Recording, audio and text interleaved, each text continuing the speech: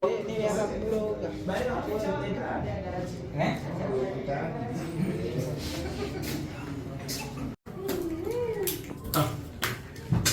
awo ekisigadde genda erikola bintu ebintu byonna bigenda okubatakira nabikanga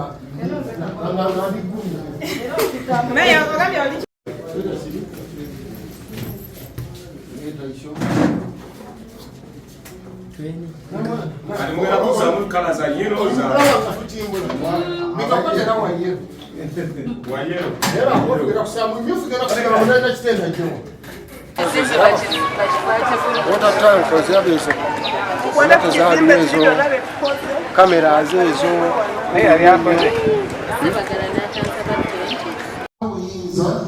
obwampeebwa bannashingira okumala emyaka 5 nebaza Katonda olw'obulamu bwasobodde okutuwa wakkiriza obagaana singa Katonda yali tatuwadde bulamu tewali balisobodde kukola omufu talina kyayinza kukola.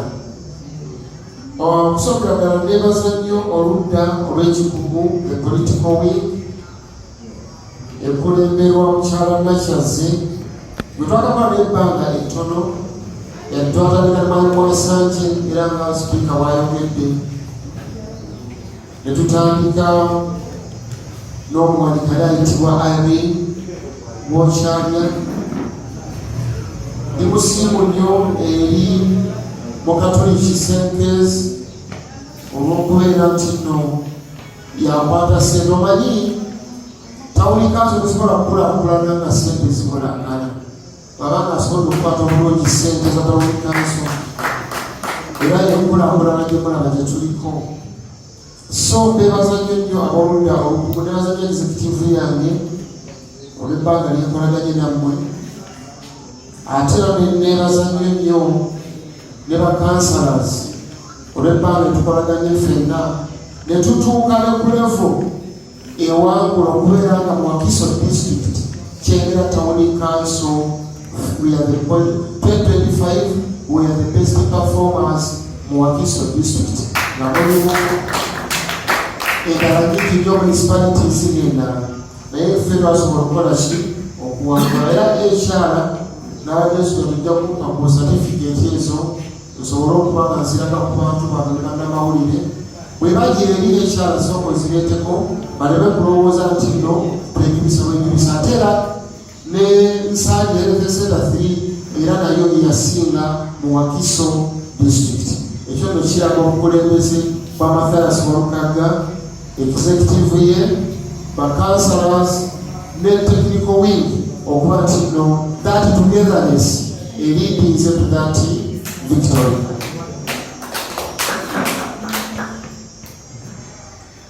Era nziramu okwebaza technical wing for always listening to us ate n'okuimplementing resolutions ze tuba tumaze okuyisa ne muziteeka mu nkola wadde sobola gamba nti zonna ziteekeddwamu nga bwomanyi nti wabaawo ebizibu ebibeera bizitomera olumu omusobola teguvuddeyo bulungi n'ebizibu ebigwawo nga temwabirowoozaako nga temwabyalina mu bajeti ebizibu nezitatuukira naye wakiri bwe mbanga mbawa obubonero nsobola okubawa 95 ku 100.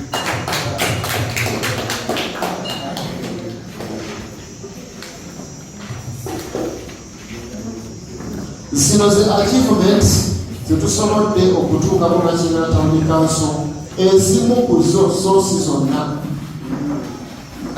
Mu kisanja kyaffe tusobodde okugulamu garbage van n'emmotoka eyoola kasasiro eri awo tetwasangawo wano yadde akagaali akakutuse empagi tetwakasangawo.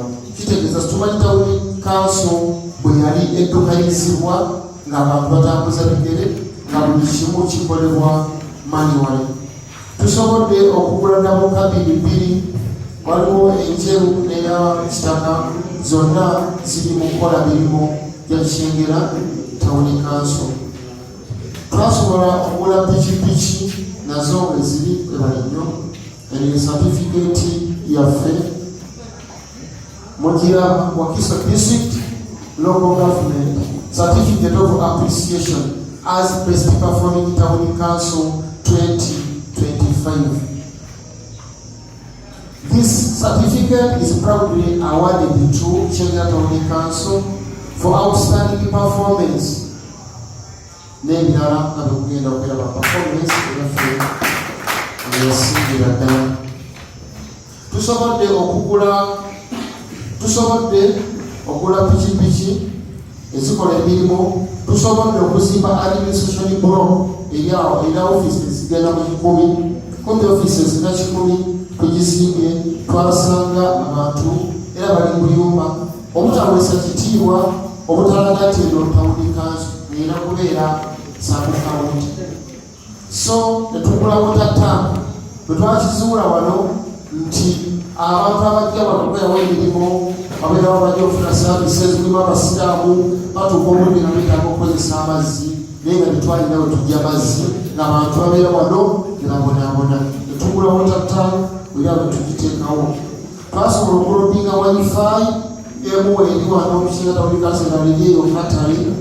So abantu baffe tusobola okubayambako byempuliziganya basobole okubeera nga data tabatawaanya, basobole okulongeza emirimu n'ebirala ebingi ennyo nga bwe mumanyi social media kati bweyafuuka nti abantu bakolera bizinesi ezisinga obungi.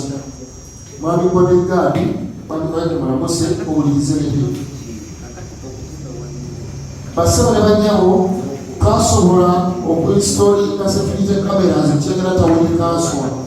Twasanga waliwo obubbi bungi nnyo ng'abantu basiba emisiki olubuto ne luyitamu erudde n'ogamba omwana omusajja yali yakufunyisa ate olubuto erudde nga bakolera wano biiru ezinyigiriza bannakengera nga okubba ettaka. Bwe nali naakajja wano kwe ndali ekirowoozo ekyo nti omwami yajja mu ofiisi awo n'agamba nti meeya nakuweereza obukadde bubiri naye ng'omusango gwange togusala nemugamba obukadde bubiri nansala musango ki kyabagamba wano iwamamaali yali awo wabweru nagamba ogwa miliyoni 2 ogenda kukola ekipapula tizengende ku ttaka nsembeeze mutuufu. Nabasirawe nali tubeera simulabanga awo lwenajja idea egamba tuteekewo kamera tusobole okulaba abantu abaziba emisango abajingiza ku Chengera Town Council. Tuziteekawo nga tuyambibwako oludda lw'ekikugu kubanga ffe tuyisa policies ate bo ab'ekikugu their law is to implement oba to put in action. Nebabiteeka mu kukola era nebitandika okukola ku mulembe gwaffe era ku buyinja bwaffe. Twasobola okuupliftinga budget from 1.8 billions to 4.3 billions. Twasanga eri awo kawumbi kamu ddala mutuufu ng'emirimu tegitambula. Bwali kutetenkanya waffe ne tugamba tunoonyereze omusolo lwaki kulemerayo ng'ate amaduuka mangi era bwe twakigwamu ne tutandika okujja bulungi omusolo naye abantu tubongezza naye ne kuvaayo nga Town Council sente weziri era abaliwo mugenda kweyagala muddene mugati mweyagala. Nze nga meeya mbadde ntegeka meeya gabudde nga buli mwaka ntegeka bannakengera okubaddizawo basiima olw'okumpaka lw'okunteekamu obwesige ngategeka meeya gabudde n'engula ente abantu ne tubakubira omuziki ne bayingira nga balidde kanyama nga banno n'osiima taffe mwankolera nange okuteekamu obwesige. Sinze nali nsinga okutegeera mu Chengera Town Council wabula banteekamu obwesige n'ekisa kya Katonda nembeera meeya nga mulimu abanene ennyo abakulu ennyo abalungi ennyo abayivu ennyo abawanvu ennyo naye ne balonda mukagga ne bannonda era mulekyo ntuusa okusiima kwange eri National Unity Platform yasobola okumpa kaalina enteekamu obwesige n'abantu abalonzi nabo okubagerera era mbakakaza National NUP ekyali komite nnyo.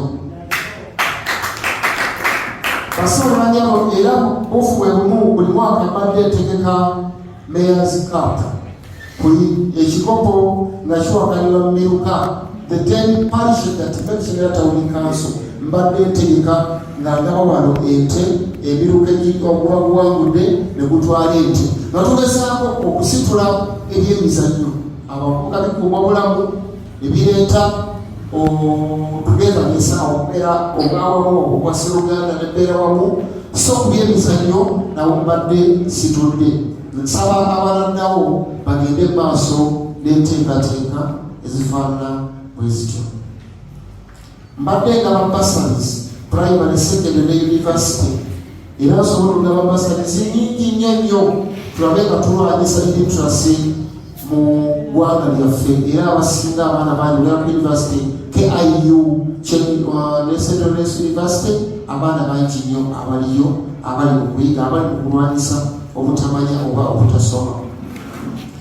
Twasobola okulwanyisa land grabbing oba ekibbattaka twatuuka ku Lukinga Town Council nga bizinesi eriko yabubbi bwa ttaka naye otugeeza okuvaawo mu butuufu nga abantu bagamba wadde kutukyebaka twebaka kutulo era bangi abazali basenga tulo nga bamaze okukakasa nti obubbi bw'ettaka tubugobyemu kubira omulamu nabanaddawo bannaffe temukolagana n'ababbi b'ettaka mubeere ku ludda olunyigirizibwa mulwanirire omuntu owa wansi.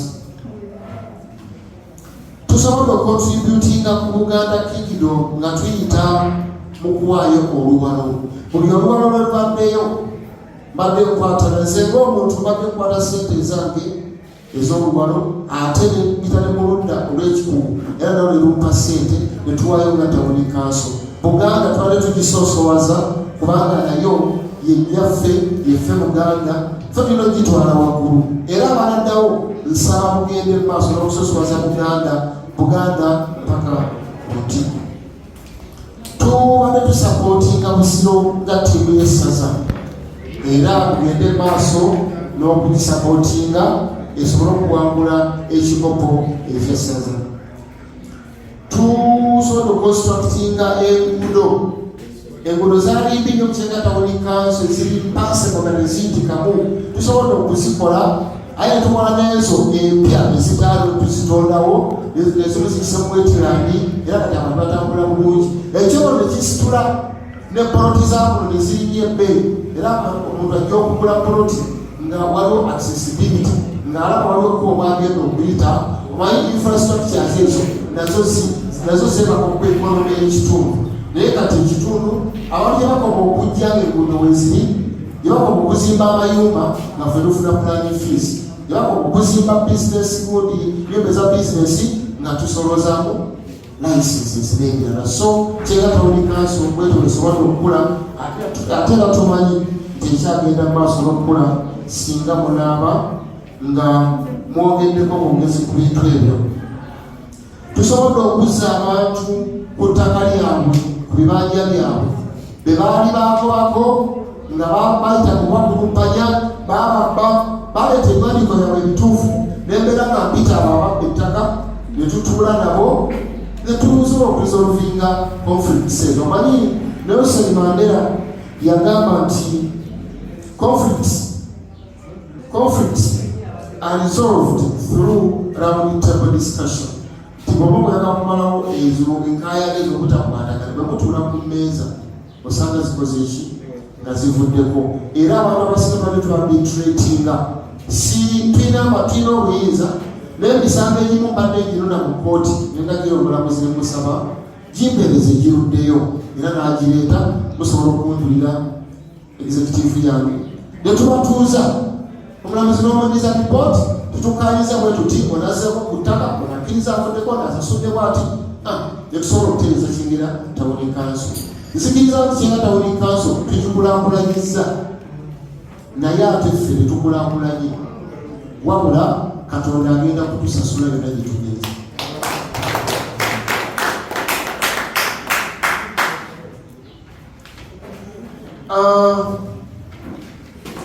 Njagala okuwunzika era neebaza abantu ba Kingira Town Council abaweebwa omusolo the taxpayers aba Kingira Town Council ate n'aba Busiro East constituency. Ekituufu kiri nti mbeebaza olw'okuteekamu obwesige mwanondanga mmeeya mwabadde musazeewo munondinga member of parliament wa Busiro East constituency singa tekyabadde kubeera nti no tulina bannaffe ababi ababadinayo ababafiiriza omukisa ogwa service delivery ennungi singa mbudde buno nze member of parliament owa Busiro East constituency wabula neebaza Katonda nti ndi mulamu n'abanfiiriza nabo tebaliyo. Yes. Ekituufu kiri nti kyewuunyisa nnyo era neewuunya nnyo kubanga mu budde bwa nomination Electoral Commission yamala n'empapula zange emyezi 2 nabagezaako okunoonya nsobi ki erimu neebula finally nebeera nominated.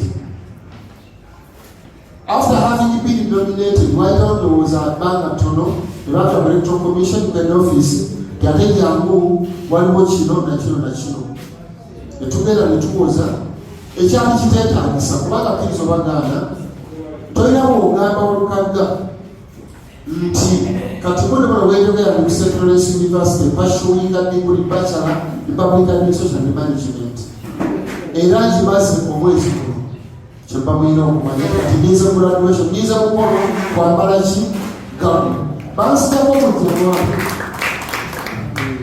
My nomination was now filed oba I was denominated in January. Guno mwezi gwa kutaano mazeeki degree bagagamba nisomedde emyezi ena. Omanyiyo University of Uganda esobola okwadimitinga omuntu atalina senior 6. Bwe kiba kyali kituufu, why didn't the state sue St. Lawrence University for having admitted me illegally? Mufuna bulungi teriyo omuntu ayinza kufuuka faasa n'oganda nti yaliko mu seminaari oba teyali muteekolo. Ebyo biri mu gavumenti yawano era nga bwe mulaba nti pulezidenti wange bati Kyagulanyi Ssentamu yawangula ne balangira mwanyani era nzikiriza nti bino bangi nnyo wano munaliko councillors abawangula akalulu kyokka ne balangiramu abatakola ki. Wano tulina meeya yawangula Nakitende Gasanyula yawangula akalulu n'obulukenda kanaana n'obugwamu. Atawangula Mama Mitokoti Joseph Ssemugera yafuna olukumi n'okusoba ne bamulangira nti yakoze ki. Mu ekyo nkubira omulanga buli gwe babbako akalulu nti lwana nnyo ogoba omubbi oyo mpaka ng'omusuuziza akaki akalulu. Eno ku leve eya wansi kisoboka bulungi nnyo, eri ku leve eya waggulu kiyinza okuba ekisa naye ku ya wansi ngamba mu budde buno level eya waggulu removing the dictator from power is not a one day, a 1 week exercise. It must be a gradual process. Dictators are removed gradually from power. Tokera ku mashalo ogamba kakati nkutte nnyondo kati agenda aveemu. Era process entambula ngera bw'olaba pulezidenti wa Kyagulanyi Ssentamu bw'agikutte mu mpolampola finally tujja kutuuka mu nsi ensuubize mugambe asulamu.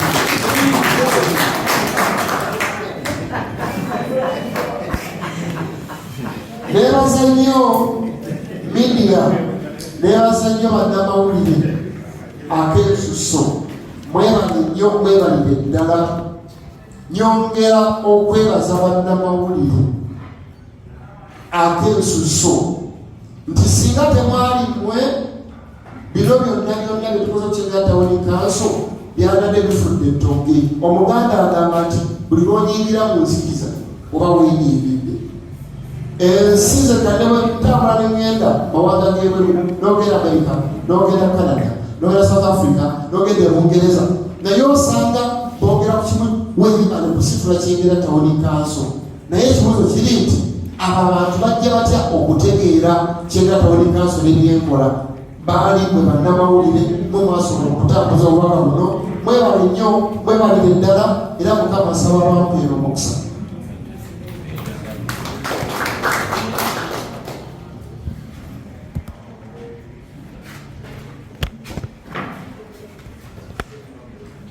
Ate era mu ngeri ey'enjawulo na special way neebaza engeri okusembyayo abawi b'omusolo aba Kyengera Town Council. mwebale nnyo okuba omusolo nga temuweera. Omusolo gwammwe mu kisanja kyammwe ebintu bye tukukozeemu biri visible and tangible. Ebintu birabwako ate bikwatwako. Nsaba mugende mu maaso n'okuwa omusolo obukulembeze omugenda okuddawo kuba Kyengera twagala eve mu Kyengera Town Council. Wakiri ekisanja ekijja kigenda okutuuka ng'efuuse Kyengera municipality. Tujja kuba basanyufu nnyo. Osanga bwe neefuuka municipality tuyinza okufuna ate ebifo ne tukomawo. Tolina wabeera ekifo ky'obwemupi municipality. Olaba efuuka municipality nga ya kati 2026 ala 2029 efuuka municipality nga yeetaaga member parliament. Olaba bwenzija naye ekibuzo kiri tumanyi engeri y'okukola kiri. Ekituufu kiri nti nze Walukaggala neebaza Katonda nti nno omuntu atuuka okukolagana ne state nti ono tumugye kagenda kufuuka ensonga alisi tobaako sitepu gyokoze ki yonna. Omuti oguliko ebiba gwe bakuba enki kirisomagaana baali bagezi nnyo era nange awobawa credit nti Walukaggala bakumalekanaagenda mu palamenti nali nina okulabisa ezo diiru ze bakolera eyo era parliament became center of deals. Nali nina okubeera nga mbalabisa nze nolaba Kyagulanyi byakola nali ngenda kukola byakolera ddala buki mu parliament. Sisobola kukkiriza kyekimu ku binnyamba Kyengera Town Council okuva ku Kasinanziro. Tosobola kusanga muntu ku kkubo n'agamba Walukaggala yasaba emitwalo 5 akolagane ne gundi mwapisizewo kino. Never mbadde ne stamp eyo. Sisabangako omuntu yenna nti bayinusu 10 olwa stamp kukoleko stamp ogenda okola ebyokola. Never. So okukubira omulanga abazze bakolaleko councillors n'abaliwo bonna nti bwe mubeera nga mumaze okulayira wano Kyengera wano tuba tuzze mu kuweereza tetuzze ku mulimo era temuva ku mirimu gyammwe gye mubadde mukola ne mulowooza nti nno muze mu Kyengera Town Council mufune omulimu. Era bakubira omulanga temugezaako okwengerera mu ofiisi z'abakugu jagalazi otakola kino takola ebyo muyita okukwata ettaayi tofuuka public nuisance oliko nalembo olina okubeera kubonalembo kukwata ettaayi eno jimu eno kokusirikirawo ani ngaokwata ettaayi. So ebintu ebyo mubyewalire ddala muweereza bwammwe mwogerweko bulungi era mulijjukirwa. Njagala kusembyayo okuvumirira abo bonna ababba akalulu. Vumirira ababba akalulu kyensembyayo okuvyagala ku top level okutuuka eno wansi nti bw'oba omanyi nti nno sikuwawangula oli mukaafu ate n'olangira akalwa bakabbi newawagula kagule oli mukaafi. Bayibuli ebitatukuvu bitugamba nti bakola nsobi okukuzaala omulyango ereko olifosana kimu kuziika ku jirikiti. Mwewale okubasiika ku mayirikiti ng'embwa olw'okubanga bwabba akaki akalulu. Kwata akalulu ka muno ke wabba okyalina obudde omugambe nti muganda wala akalulu kokakola ki kaakano nsobole okugenda mu ggulu Katonda mpa omukisa. Era bwe mubanga mulayira ng'okimanyi oganya okukazana nga wabbakabbe bw'obanga olayira temugezangako okwesembereza okukwata Bayibuli yadde Kurani mukwate ensiiba n'embugo n'ensaasi mulayize ebyo n'ebigambo ebyo Katonda abakumire. Sigate ebikola Kyengera abeetaaze obuwabuzi bwange wendi abeetaaga obukodyo bw'okutambuzamu Town Council abeetaaga amagezi wendi ng'omutuuze ate ajja kujjanga wano nange nfune services. Nti olwaleero lwennaku lwensembye okubeera mu ofiisi y'Abannakyengera ngeze ku mirimu ebirala Mukama yanyamba ngeze ku mirimu ebirala Katonda yanyamba bwe nali nzija wano omulimu gwange saamusuula nasigala nkola ki nnyimba.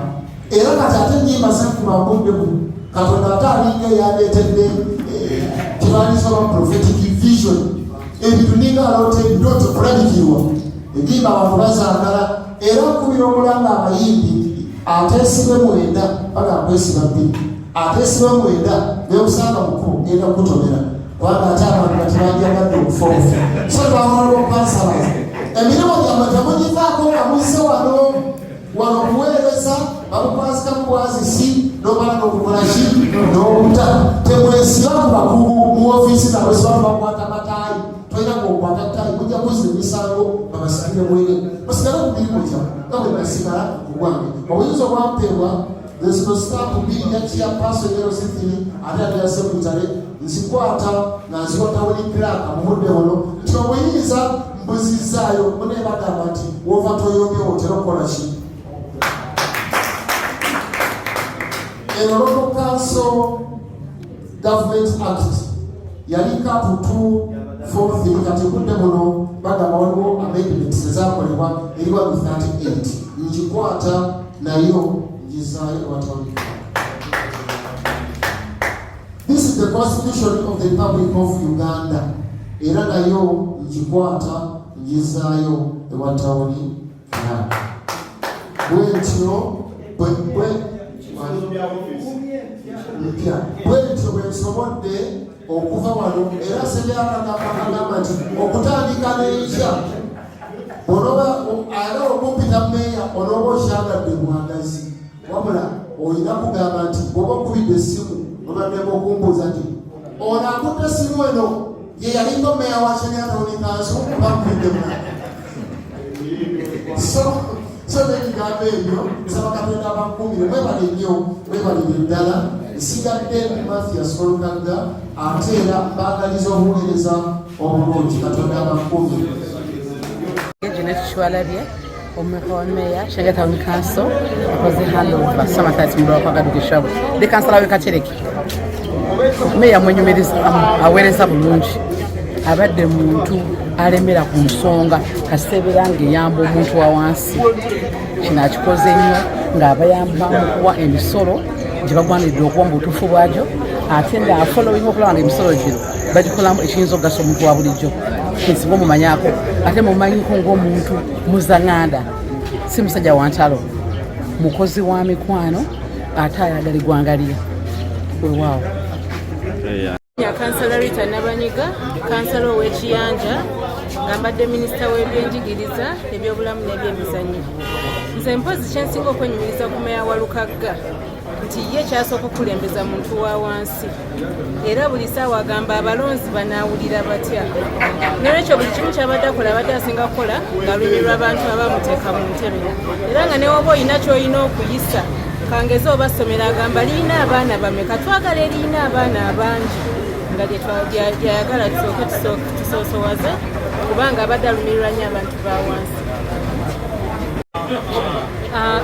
Abaddidde meeya wa Lukagga mu bigere besseemu nti omuntu yagenda omulonda nga kyamusuubiramu kinene so buli wanaalumirira omuntu eyamulonda kuba omuntu agenda okulonda nga ayagala mbeera kukyuka baagala buweereza okusinga.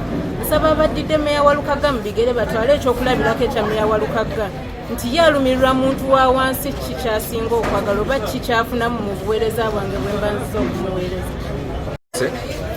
Okuva emugongo awo nyinza okwogera ku meeya wa Lukagga ng'omusajja adde gwenkoze naye emyaka 5 twalumirirwa omuntu wa wansi. Ekyokubiri ebyemizannyo ffe ng'abana byamizannyo badde afa nnyo ku byemizannyo okulaba nga atukumula obulamu bw'abavubuka sina byamizannyo byokka n'ebyensoma wano abadde atera okutegeka basalizi by January abantu ne bajja ne bafuna zi basalizi abatasina busobozi ne bafuna amasomero gye basobola okugenda ne basomeseza abaana. So meeya waffe oyo tubadde kyakulabirako kirungi era naffe bakansala bakozeeko naye tuwadde obulamu obupya kuba buli wooyita baga kansala yoyo abeerani wa Lukagga kibadde kyamaanyi nnyo tumusabira birungi byereere nammwe bannamawulire mwebale nnyo mutukoze bulungi.